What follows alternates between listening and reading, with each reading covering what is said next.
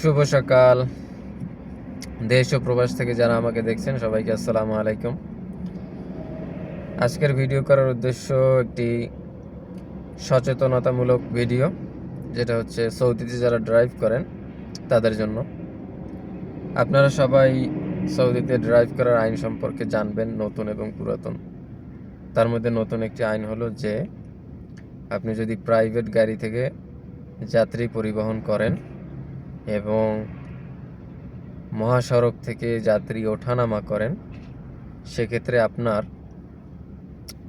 সর্বনিম্ন 5,000 থেকে 11,000 এবং সর্বোচ্চ 20,000 টাকা পর্যন্ত জরিমানা হতে পারে এবং 1 মাসের জন্য গাড়ি জব্দ হতে পারে। এমনকি তারা যদি চায় আপনাকে দেশেও পাঠাতে পারে। তো সুতরাং যারা প্রাইভেট কার থেকে সৌদিতে যাত্রী পরিবহন করেন তারা একটু সাবধানে করবেন, কারণ কিছু তো করতে হবে, না করে তো উপায় নেই। সৌদিতে আসলে টাকা পয়সা অবশ্যই সবার দরকার, ইনকাম করতে হবে। তো যারা করেন একটু সাবধানে করবেন, দেখে শুনে বিবেচনা করে করবেন। এটাই আপনাদের জন্য ছিল বার্তা আজকের। আশা করি আমার কথা বুঝতে পারছেন। তো ধন্যবাদ সকলকে।